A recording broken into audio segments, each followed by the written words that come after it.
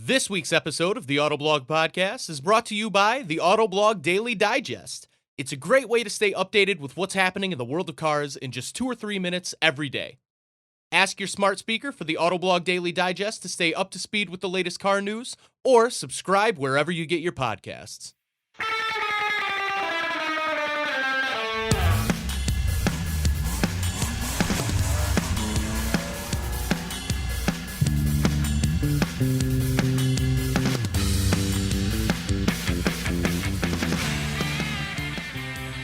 Welcome back to the Autoblog Podcast. I'm Greg Migliore. Joining me today is news editor Joel Stocksdale and associate editor Byron Hurd. Got a great show for you today. A lot of reveals, and we've been driving some pretty cool stuff. The show this week is going to have some interesting things from Cadillac. It's the CT4 and the CT5 Blackwings. They're finally here, and this is finally what we expected for the true replacement to the original Vs. We've also got the F-150 Raptor. There's a new Raptor. Hey, that's a pretty big deal. And of course, finally, a new Nissan Frontier and Pathfinder. Speaking of trucks, Byron has been driving an F-150 and a Nissan Titan and a Toyota Tundra, both of those sort of in off-road trims. So we'll keep talking pickups basically throughout the whole show, which is cool. And then we'll wrap up the driving segment with the Bronco Sport, which is kind of cool. Joel had some time in that. Can't wait to hear more about that. I haven't driven one, so again, excited to hear Joel's thoughts. We will spend your money. It's a Bronco special edition one. You'll want to stick around from that. I'll tease that out. But guys, how we doing? Yeah, not too bad. All right. Byron, you have what, 7 trucks parked outside your house? So many trucks. Right. But it's all right. It's good perspective, right? Indeed.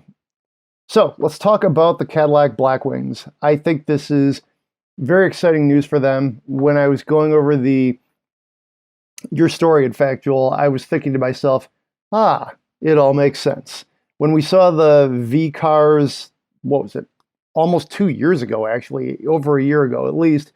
And they were kind of like, well, so this is a Cadillac V series. It has like 100 less horsepower and all of the crazy like carbon fiber bits and intense, like, basically really like sinister and like fast, like things that we thought of with the V series weren't really there. They were just kind of like diet V series. But they said more things were coming. And we're like, okay, well, that's great. Show us. Well, they finally have. And I think these cars look great. Very powerful, very capable. But why don't you take us through it a little bit there, Joel? Yeah, so in a lot of ways, the new CT4V Blackwing and CT5V Blackwing are kind of like updated versions of the old ATS-V and the CTS-V. They actually use engines that are kind of derived from those cars. The CT4V Blackwing has a twin-turbocharged 3.6-liter V6, making 472 horsepower. And the CT5V Blackwing makes 668 horsepower from its supercharged 6.2-liter V8.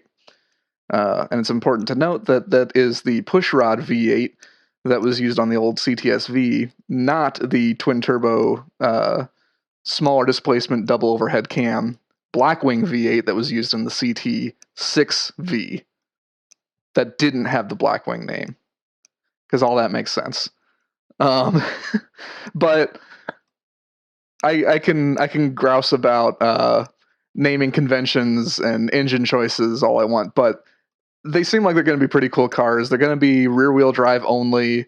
They're available with a manual transmission, and that's kind of a big deal on the CT5V Blackwing because the old CTS-V was automatic only.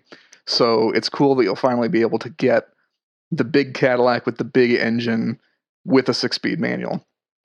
Both of them are also available with the new 10-speed automatic, which is basically like what you would get in a Camaro ZL1, and it's a nice automatic transmission, so even if you go automatic, it should still be a fun car. I like both of these cars. I am super psyched about this. The manual transmission is almost like, in some ways, too good to be true. Like, General Motors, hey, we're going to go all electric in like 14 years, but until then, we're going to do these things. So, I mean, obviously with production plans being what they are, this was well in the cadence years before that, announcement was planned. But it's cool. I think I always thought the old V Series cars were a little bit over the top, and I liked that about them. I really did. But I think the new CT4, the new CT5 really have a classic look about them. I think these designs are really going to hold up for a long time. And then when you add the Blackwing treatment to them with all this power, well, it's sort of like you're having your cake and eating it too. I feel like the old V Series, they weren't for everybody. They were a little bit much. I mean, even if you wanted like an AMG or an M car, which is what these things legitimately competed with performance-wise, you might still say to yourself, oh, geez, Cadillac's design is a lot. It's really decadent. It's edgy. Pick your adjective, pick your superlative. It was a lot is maybe the best way to put it. Now it's a really tasteful car, I think, both of them. So super stoked about these. Any thoughts on the Cadillacs, Byron? I drove the CT4V non-Blackwing last summer, and I was really impressed by that car. I mean, considering that it's still just a 2.7-liter four-cylinder, it was still plenty punchy, and, that's the same engine they use in a pickup truck. And they managed to make it feel like it fit in a Cadillac, and the chassis was fantastic. The adaptive suspension's great. It's a very satisfying small car to drive, and I don't see any reason why it won't be made better by more power and a manual gearbox. I think this is an area right now where you can see Cadillac can win too, especially if you want like American luxury and performance, which can be a very cool thing. You can see how like with some versions of the Camaro, with some of the things Dodge is doing, some of the Mustang, obviously, there is like an appetite for this stuff. And I remember I interviewed Mark Royce one time, he's now the president of GM. At the time, he was like the head product guy. And he was like, American luxury, American like just like cars, it doesn't have to be the syrupy retro thing. It could be just like, go out there and be the best, and you buy it because this car is awesome. And I think that's a very like just neutral way of looking at it. Like, don't try to trade on what happened in like the 50s. Just make the best car in 2021. So I really do think there's an appetite for this. Lincoln is not trying to do anything at all like this. Chrysler is the only other nominal American luxury brand, and they're not going down this road either. So I think right now they have a feel to themselves, and I think it's a smart move for Cadillac. In 2035, the electric CT4 Blackwings, I'm sure will be also very capable. But yeah, pretty cool cars. Speaking of, I'd say, holes in the ozone layer, how about the Raptor? Until we go all electric, we're really going to use a lot of gasoline here. And I say that tongue in cheek, but it's kind of true, actually. But this is a very cool new version of the Raptor. It looks amazing, I think. They didn't do a ton to make it a big departure from what we would expect it to be, but it's very updated. You have been basically eating, sleeping, and breathing all things Raptor, Byron. How do you feel about it? Encouraged. I think Ford's taking a smart approach to this by going with what's effectively going to be a 2-truck strategy, because they're going to have the Raptor filling the role that the Raptor has filled since it was introduced, and then they'll have this new Raptor R, which we don't know the details of yet, but we're pretty safely assuming that it's going to take the fight to the Ram TRX in a very convincing way. Ford's keeping everything about power output under wraps, even for the base Raptor. We kind of assume it'll be close to 500 horsepower from the 3.5-liter EcoBoost, but it's pure speculation at this point. Just kind of based off of where their powertrains have evolved from just in the 2021 refresh of the overall F-150 model. And so we're expecting that to be just Raptor all over again. The factory 35 and 37-inch tire options are nice. That's a trump card for Ford because no one else is offering 37s. And whatever they end up doing with the Raptor R, I mean, they said it's going to be a V8, so we have to assume it's the 5.2-liter supercharged unit out of the GT500, which is one heck of a motor, so that shouldn't be a problem for them. And I honestly think that they could literally just throw that into the Raptor and be perfectly fine. They really don't have to do a whole lot else with it, but I have a feeling they will anyway, because why not really try to stick it to FCA? Especially because the truck is probably going to weigh 700 or 800 pounds less than the TRX once Ford's done with it. And that's a lot to work with. You could make a really nasty performance difference with just the weight reduction alone. So it's going to be a fascinating couple years for performance trucks. You're right. We're gonna burn through some gasoline in very, very carefree fashion until everything starts to shift. But and honestly, there's always the possibility that Ford decides to hybridize this in some way. I mean, they say it's going to be a V8. That doesn't necessarily mean it's a supercharged V8. We could be off base on that. They have the power boost. They have those high output electric motors from the Mustang Mach-E. I mean, we can't completely rule that out just based on what we've been told. We know it's a V8, but we don't know how it's going to be configured. We're just assuming at this point. Makes sense.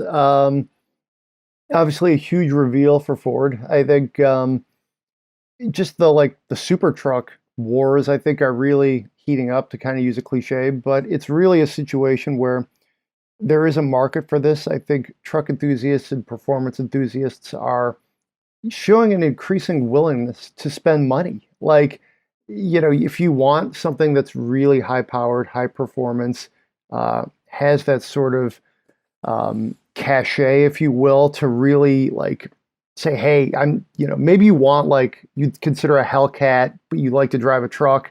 I mean, this is where you get the best of all worlds. So, yeah, I would also say that I would also say that pickup truck buyers have money in general.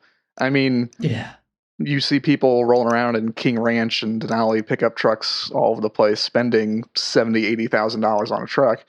And I mean, I can see how a lot of buyers would walk into a showroom and is like, well, I could have that King Ranch with all the leather and stuff, or I could have the closest thing I can get to a trophy truck to go cruise around in. I mean, it's sort of an off-road supercar, but it also does the job of hauling around the family, towing the boat, going to Lowe's or Home Depot, kind of all in one for the same price as the luxury one, but it's super cool. I mean, trucks are luxury goods right now. It's that simple. And I think the reason people are so not willing to perhaps buy a pure luxury truck, we every now and then we'll hear a rumor about a Lincoln truck coming back, or Mercedes was briefly, it seemed considering bringing I think it was called the X-Class, if I'm remembering right here, is just,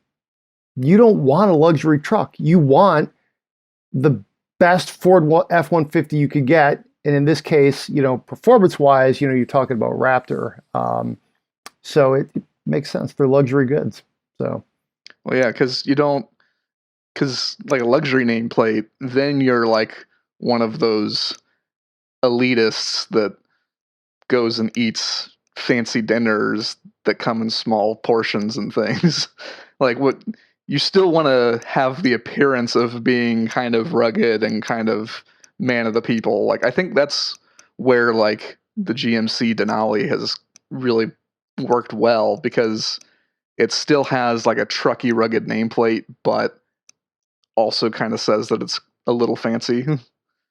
Where the Denali has fallen short, I think, is it's almost too over the top. It does still look rugged, but sometimes I'm I'll just look at that and I'm man, what's going on here? There's too much going on, but that's my own, subjective opinion, if you will. I'm excited about the Raptor. I really am. Any other thoughts, gents? How about we keep talking pickup trucks, since that's the theme of the podcast. Even in our transitions, we're talking about pickup trucks. New Frontier. Wow, that's funny. A New Frontier. It's about time. To go back again to the looks department, it actually, I think, looks vaguely like a Canyon, or maybe like a Tacoma in some ways. I see all of that kind of vibe in there. But I guess I can't actually say all new. Check out this piece by road test editor Zach Palmer about why they actually did continue with the existing platform. But you really got to read in there. It's heavily, heavily modified. So, and the other thing too is like, what really is an all new versus not an all new? I mean, they almost any car or truck, they don't completely reinvent the wheel, even when they say they are.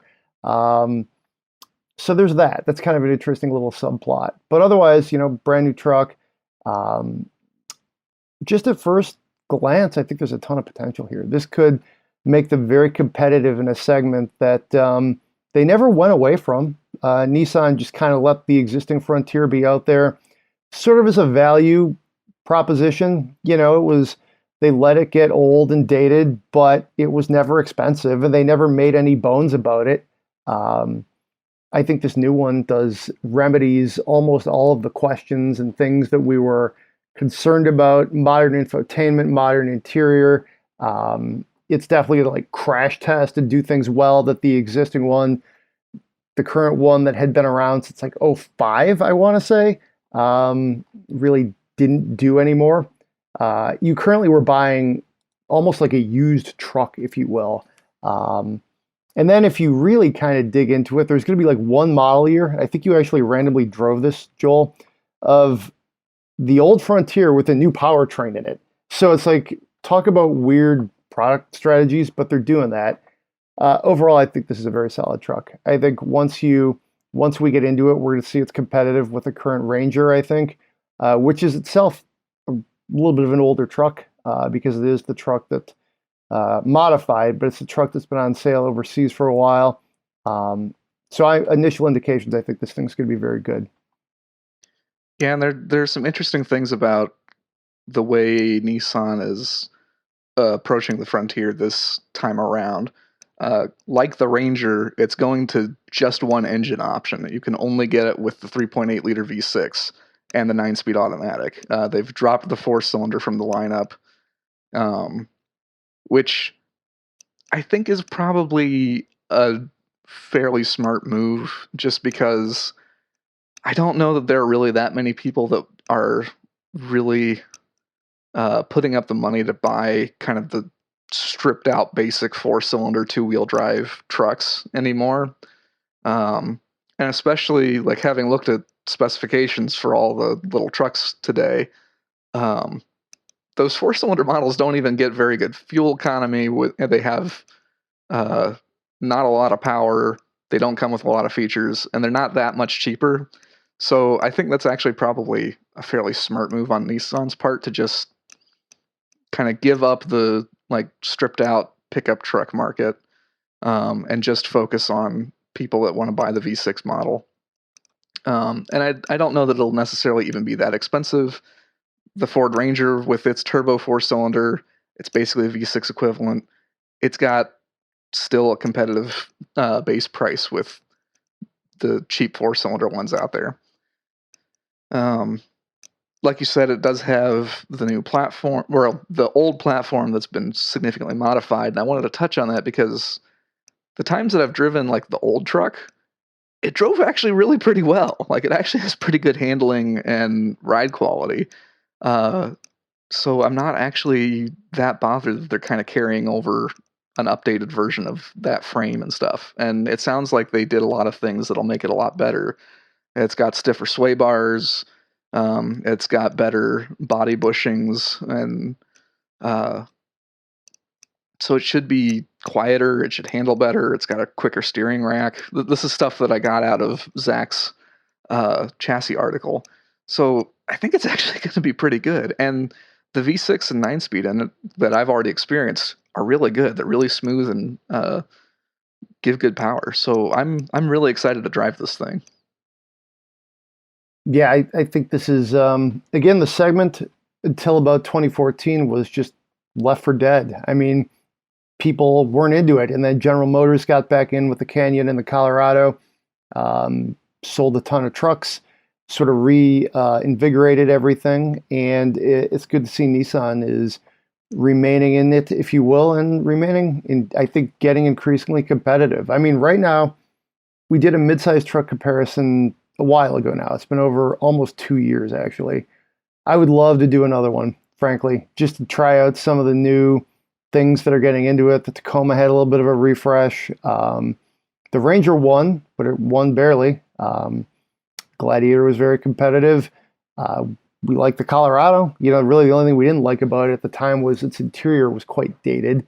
So, I mean, there's a lot going on in this segment, and I think it's a segment for consumers who obviously don't need the largest truck in the world, like a Raptor or an F-150 in normal guise, and it's lucrative too. And these are very big, capable trucks, and I think the Frontier. I don't know. I'm hesitant to rank it right now, but I'm very encouraged by what I see. So we should probably talk Pathfinder. It's not a truck, so I guess we're allowed to talk about it on the podcast because we did talk Cadillac. So I digress. But still, it's a 3-row crossover. It gets a lot, I think, tougher looking, if you will, just looking at it. Powertrain, I believe, is about the same. In fact, it is the same as I read Zach's story here. But big improvements inside. And this is, again, a segment that Nissan had kind of fallen behind in. So I think they did what they had to do to get the Pathfinder back where it needed to be. I mean, really, you have to have a competitive, like medium to large size crossover. You have to. And they're back where they need to be there. Yeah, the Pathfinder, it definitely looks better inside and out. I like that it's been given much crisper lines, looks a little bit more rugged. And I'm looking at the powertrain stuff, and it's getting rid of the CVT, but it's got an interesting choice for automatic transmission. They're going with the ZF 9-speed automatic, which I'm not that big of a fan of. That's a weird gearbox. It's to get really, like, I don't know if we want to turn this into the gearbox podcast, but most 8 speeds I've driven I like, and most 10 speeds I've driven I've enjoyed. There's not that many 10 speeds. There's something about the 9-gear setup I've often found to be a little wonky. So I'd agree with you on that, Joel. That's a good salient point. I mean, like a 9-speed can be good. Be good. The Frontier, its 9-speed is actually quite good. It's also used in the Titan. But this particular ZF 9-speed gearbox, it's used also by Honda and by Jeep. Those are the two that I know of offhand. And I haven't really enjoyed them in either of those vehicles. It just seems kind of slow and doesn't pick its gears all that well. So I don't know. Hopefully Nissan can tune it so that it's more pleasant. Because so far I feel like Honda and Jeep, neither of them have really nailed it quite yet. So I hope it's all right. I think there's some physical constraints with the gearbox too. As I recall, I was having this discussion with somebody a couple of years back talking about specifically the Honda applications, because it's a front-wheel drive gearbox, right? So it has to be really compact to fit under the hood. And it has something to do with their output shaft configurations. There are certain shifts, and I can't remember which ones they are, whether it's like 6 to 7 or 5 to 6 and like 2 to 3 or something like that, where it has to leap over a couple different shafts in order to get to the gears it wants. So those engagements are always going to be a little slower. And they tried to get the box to smooth out so that all the shifts felt like they take about the same amount of time. And they just can't really do that because of those extra little jogs it has to do for those particular shifts. And that's what makes it feel so awkward. Because they happen at speeds where you don't expect clunkiness. Like on the highway, I mean, like driving manual gearboxes, a 5/6 shift on a manual gearbox is usually the smoothest shift you ever make because you just ease it in and, it's overdrive to overdrive. You don't even think about it. But this has to do a couple little extra leaps in order for that to happen. So it's just really awkward when you go from merging aggressively to it trying to smooth out those last few shifts to get up into top gear, and it just having that extra hesitation that doesn't feel like it needs to be there. And it's present in every single one of these applications. I think Honda's probably had the most trouble with it just because it's in more cars that people care about, if that makes sense. Because people forget about the Cherokee. Like, it exists, but who really talks about it? So I think Honda and Acura get a lot more grief for their applications of this box than others do. But yeah, it's definitely got its issues. But I will say that the CVT that was in the Pathfinder was one of my least favorite CVTs. Even made it to that V6. It just, usually a large displacement torquey engine with a CVT works pretty well, and it just never did in the Pathfinder or the Infinity equivalent, which I can't ever remember the QX designations off the top of my head. 60? The Infinity I wanna say? Pathfinder. Whichever one that is. Whichever one is the Yes. Infinity I think Pathfinder. that's it, yeah. the one. So, yeah. So I'm happy to see that, and I do think it looks a lot better. So, looks like all upsides. The gearbox may not be perfect, but it's going to have to be better than what was in there before. That's interesting to hear because I've driven like the Murano and the Maxima with basically the same V6 and CVT, and I thought the CVT actually worked pretty well in those, but those are also a little bit smaller than the Pathfinder. And I think that's the trick, because the first time I ever drove that combination was a Maxima, and this is years ago, back when they first introduced them, and I actually liked it in the Maxima. The second iteration of Maxima with that CVT, I didn't like it quite as much. It felt like it was a little more parasitic, just robbing a little bit more power than it did previously. But yeah, like I said, usually big engine CVT isn't too big of a deal. I mean, especially like the hybrid planetary gearboxes you see from Lexus and stuff like that. They handle the power just fine and don't feel as whiny or as likely to just produce noise instead of power, which is kind of the feeling you get out of a CVT sometimes. So I'm encouraged by this at the very least. Guys, it's been like 4 or 5 minutes. We haven't talked about a truck, so I think we need to segue to Byron's fleet of pickups that he's been managing for the last few weeks here. Let's start with the F-150. Which trim was this? Because you always have to dig into just how expensive your F-150 is, and what did you do with it?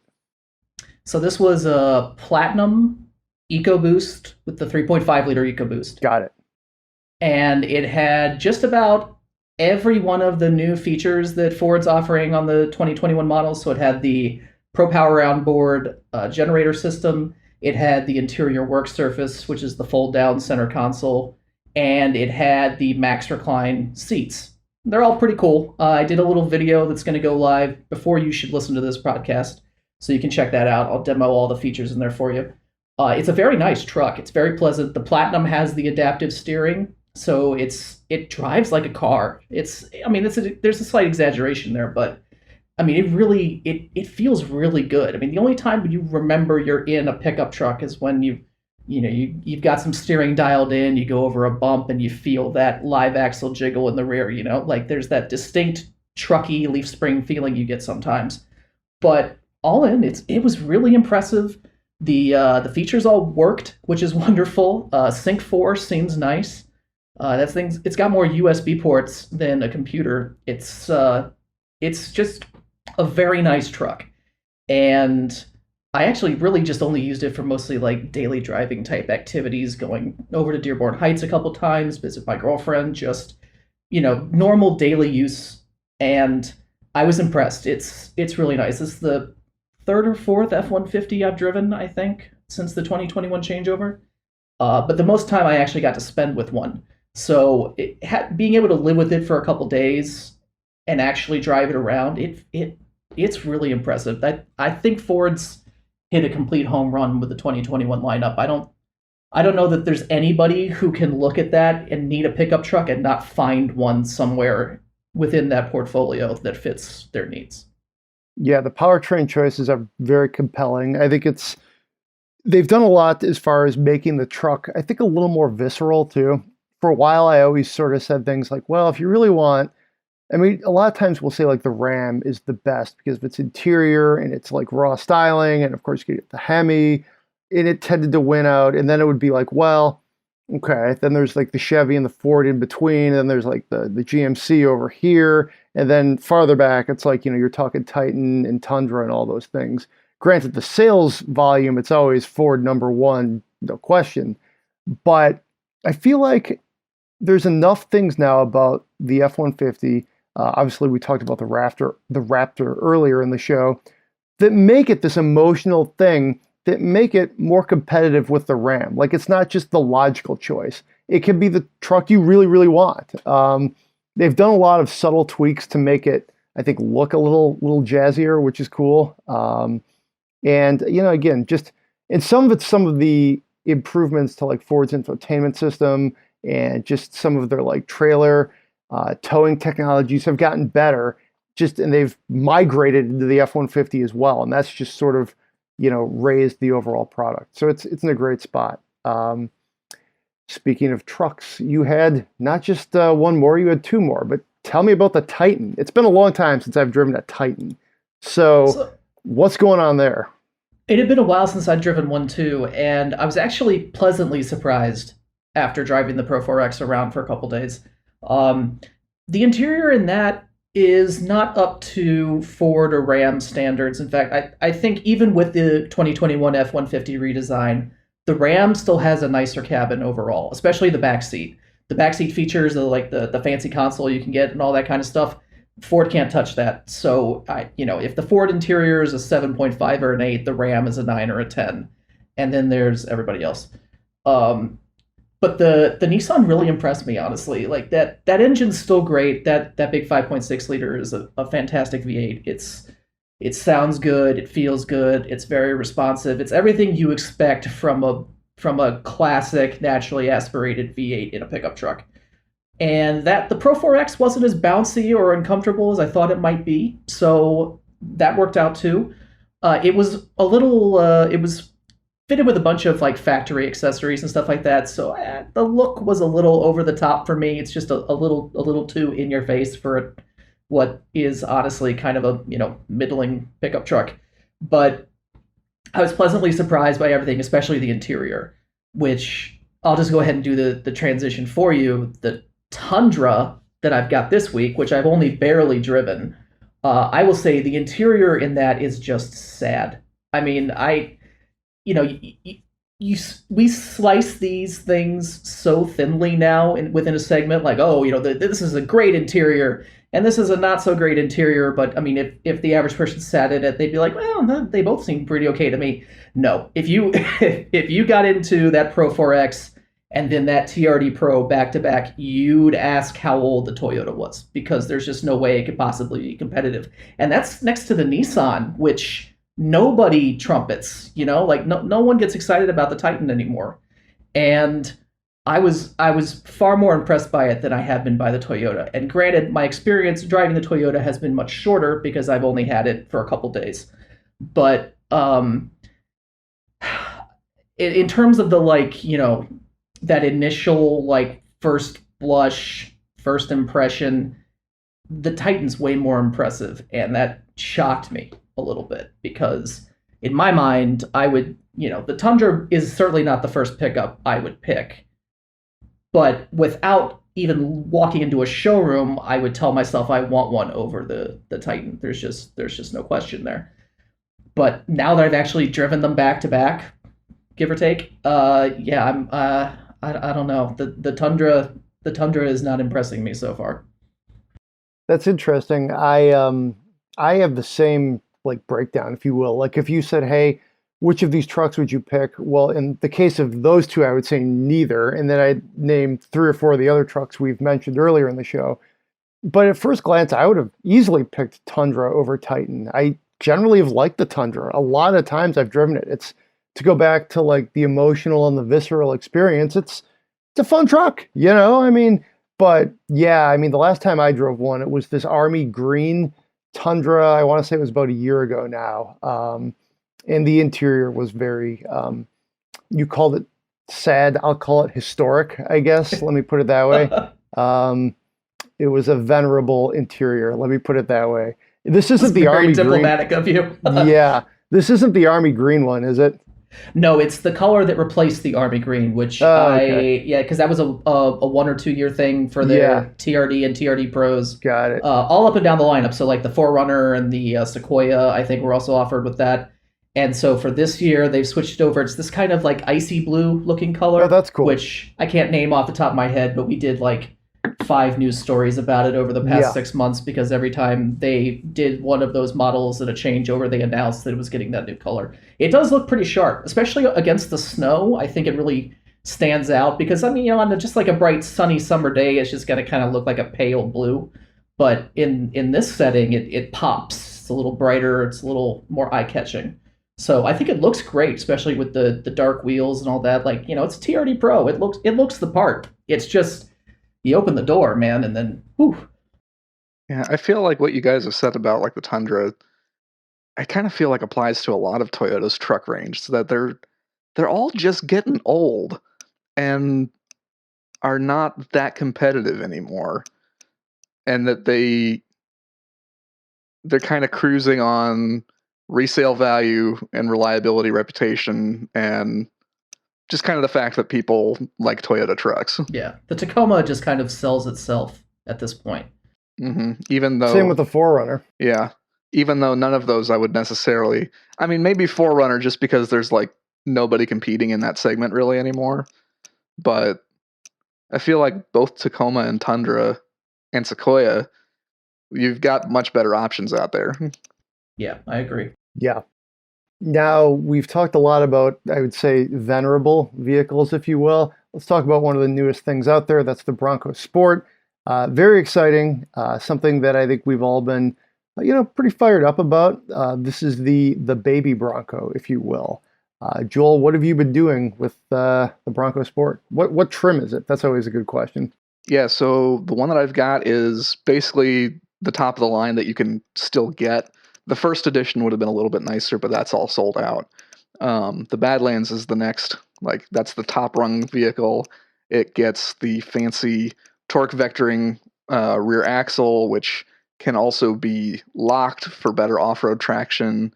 You can lock up the center diff also, so that you're always getting torque to both ends of the car. It's got the various terrain modes,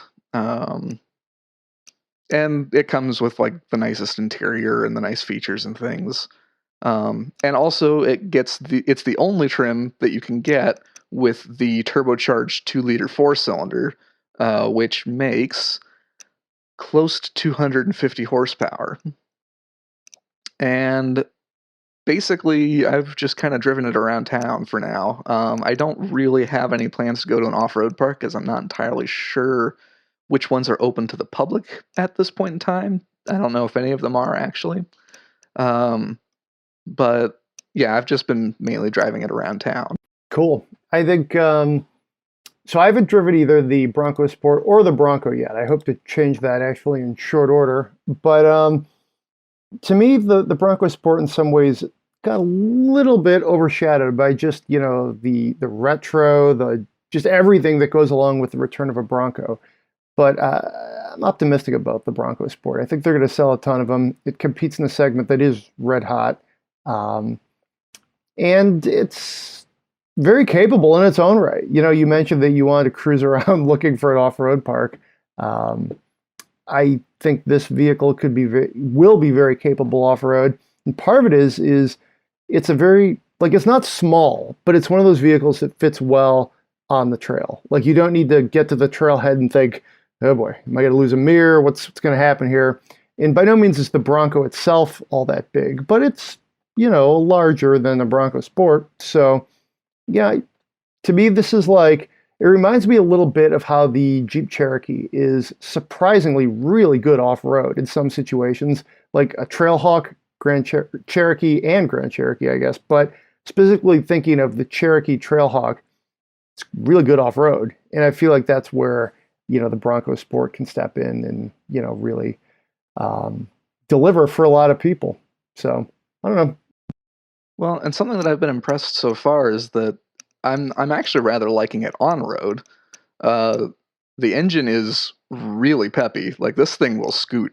It's genuinely impressive. I don't think it's that far removed from like the old Focus ST engine. It's got a really fat and potent mid-range, so it'll pick up and go anytime you want. And actually, the fancy rear axle that I think is mainly there for off-road prowess is actually proving to be pretty nice on pavement. This actually handles pretty well. It feels relatively neutral, at least in this setup. And like you can feel the back wheels giving it some push. It's actually kind of fun on pavement. There is a fair bit of body roll, and the suspension itself is a little bit on the stiff side, which is kind of to be expected for an off-road oriented vehicle. But it's kind of fun. I also really like the driving position. When you sit inside it, it really kind of reminds me of like the old like compact crossovers, the old like the late 90s CRVs and RAV4s and Foresters. You've got that really upright window, you've got low window sills, you've got like just this straight out hood. It kind of feels like just a little boxy thing. And it's kind of fun. Like it feels like an itty bitty Jeep, almost more so than some of the itty bitty Jeeps. Really kind of my only complaints are it's got an 8-speed automatic and it works pretty well in automatic mode. It's completely useless in it's completely useless in manual mode. If you want to try and shift it yourself, you're going to be waiting a long time between shifts. You should really. I think it's only there for if you're driving down a steep hill and you want some engine braking. That's really the only reason I can see for the existence of any kind of manual mode on this thing. And I should note that this is the 2-liter 4-cylinder with fancy driveline. Most Bronco Sports come with a 1.5-liter turbo 3-cylinder and a more conventional all-wheel drive system. So these impressions are more specific to this top-end one. For more info on the way the regular ones drive, you should check out Zach's first drive from when he took out the Bronco a while back, Bronco Sport. So curious, would you take maybe a more entry-level Bronco, or would you load up a Bronco Sport if you were spending money? I've been going over that in my head. I think I would have to go with just a regular Bronco, because the thing is that the base prices aren't all that different, and there's a lot more about the bigger Bronco that appeals to me for that money than like a base Bronco Sport. Like I could have a big Bronco with a manual transmission, a more powerful 4-cylinder, more inherent off-road capability, for a lot less money than, because I'm kind of thinking I would almost have to go with the Badlands for the engine and for the rear axle, and that would end up costing a lot more than just a basic base trim Bronco. Yeah, I would basically, I probably wouldn't do it exactly that, but I would have the same just thought process there. I like the big Bronco, and I think I'd be very okay with one in basic trim, frankly. I kind of like it with like steely wheels and stuff like that. So, for comparable pricing, I would probably do that, and then still have a Bronco. Like, you get all the cool points, if you will. Nobody knows what kind of infotainment and like the other stuff that you really get into it that starts adding to it just from curb appeal. So I don't know, baby Bronco or a larger Bronco there, Byron? I'm going with the real deal. I mean, I'm a Wrangler owner, so even going to a regular Bronco would be a ride quality upgrade from what I'm used to. The Bronco Sport's appealing. I mean, it's the best way to skin a Ford Escape, but I don't know that I would feel fulfilled driving that personally. And it's kind of annoying to me that there's no like ST or RS version of the Escape, knowing now that they have this fancy rear diff that they could play with and stuff. Like, it seems like they could make a really fun on-road SUV with this, and they've just declined to do so in the United States because reasons. So, big Bronco for me. Well, since we're talking Bronco, let's spend some money. This is a question that comes from, it actually comes through our senior producer, Chris McGraw. Check out all his videos and articles on our site. His neighbor writes in, so I'm going to go ahead and read this here. He has one of the original Forest Service Broncos. Very cool. Bought it a while back for an absurdly low price. It's originally from outside the Bay Area. Thinks it's originally from Yosemite. That's pretty wild. It was purchased by a friend who worked at Salsa Bikes when they based their new paint color on it. And then he said he bought it from said friend. So that's the backstory. It's been driven quite a bit. And now this old school Forest Service Bronco needs a bit of love. The question is, how should he rebuild it? Should he keep it stock? Should he do an EV conversion? What if he doesn't want to sort of completely ruin the value of it? Condition-wise, other than needing an engine rebuild, it's super clean. Thanks to the dry climate, there's barely any rust, and the interior, it's a bit worn, but it's still actually in pretty good shape for a vehicle of that age. What would you do if this was your Bronco? So, Joel, I'm going to start with you because you actually wrote a story from last fall about Ford is donating a couple of Broncos to the Forest Service, sort of obviously for practical purposes, but also as a bit of a tip of the cap to these old Forest Service Broncos that were used, back in the, the 70s and the 80s, and I'm sure they're probably still used today, actually. These things will run forever. But what would you do, Joel? Yeah, so I guess I'll start with kind of maybe the more key question here, at least the one that's probably most relevant to the owner, about not ruining the value of it. And honestly, probably keeping it stock, keeping it running well, so probably like an engine rebuild and just kind of leave it at that. I mean, these are going to hold their value pretty well at this point. I don't know if they're super valuable yet, but I mean, keeping it stock is a surefire way of keeping the value on it. And also, I mean, if you're going to modify it or anything, it really comes down to like what do you like the looks of and what are you going to do with it? If you're mostly just like driving around town and like going through snow sometimes, don't do anything to it. Like, you don't need to. It does everything you're going to need it to. I guess if you're going to go off-roading, like bigger tires and things, but probably for the main owner, I mean, unless there's like something that he wants to do with it in particular, just rebuild the engine and leave it at that. I do like the idea of an EV conversion, and I think this GM electric connecting cruise system that's coming up soon, that's basically a Chevy Bolt motor, battery pack, and GM 4L60 automatic transmission would be pretty great, because GM already did kind of a proof of concept powertrain swap into a K5 Blazer, which is just Chevy's competitor to the big Bronco. So I think that would actually be really cool. It'd probably be a lot of money, and I don't know that would actually increase the value.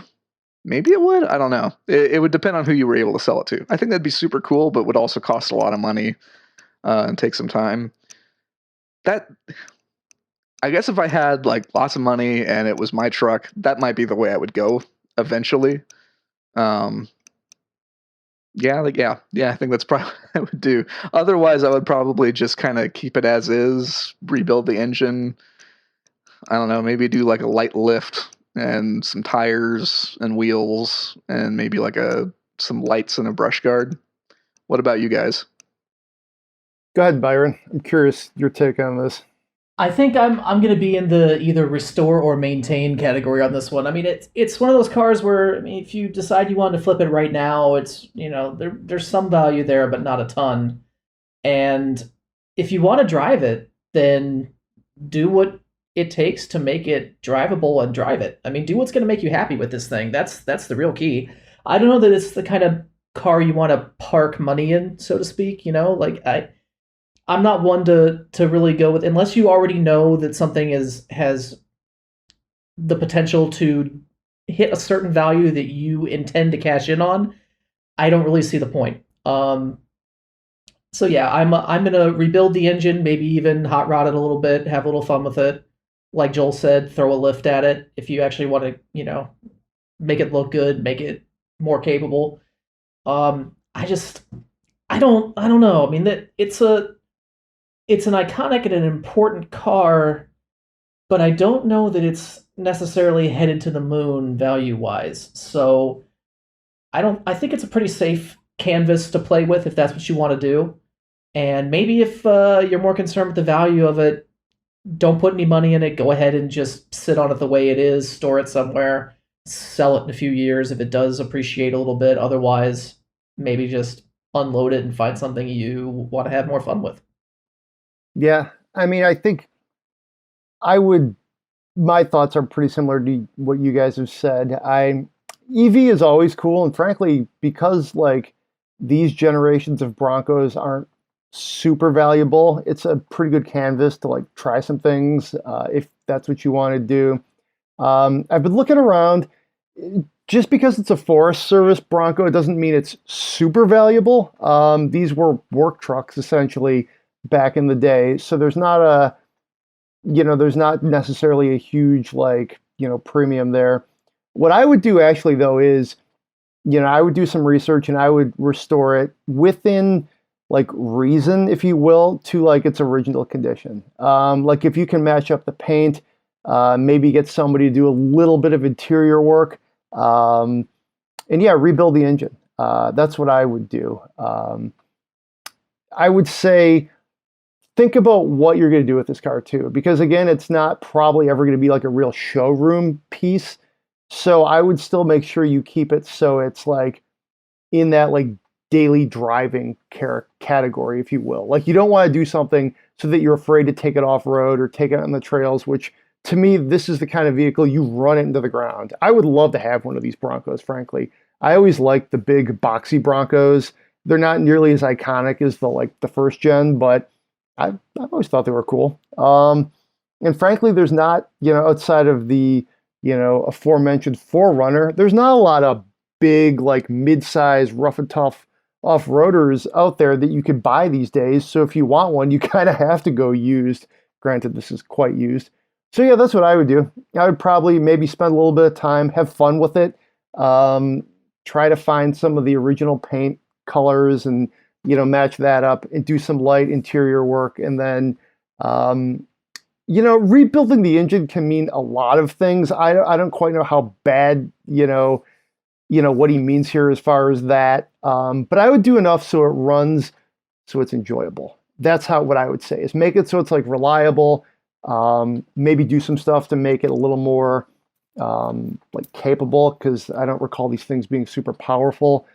But get the looks right, and then maybe do some things to make it a little more comfortable under the hood, and go from there. Again, check out Joel's story though from last fall. These they're mint green Broncos. They're actually, it's part of a partnership with an outdoor retailer called Filson. They're around. I think they're based in Seattle, but they're around. I think there's actually a store in downtown Detroit too with some of their stuff. So check out that story, and that'll kind of give you a broader context too about just the history and the pedigree of this vehicle. I think one thing we can all agree on is definitely don't change the color, because that color is awesome. I mean, literally, that's Byron's doing a thumbs up. That is half of the restoration right here, is try to get your hands on that original paint code and then do everything else around it, and if that takes half your budget, so be it. I mean, because otherwise it's just an old Bronco essentially. But if you can get that paint right, and then it does, it's a legitimate Forest Service Bronco, who knows? Bronco is just the wave of Bronco nostalgia in the last year has driven prices up. Again, this generation, who knows? But I don't know. That's what I would do. Try and make it stock and original and go from there. But I'll also echo a little bit of what Greg said earlier, that I wouldn't fret too much about trying to make this an investment Bronco.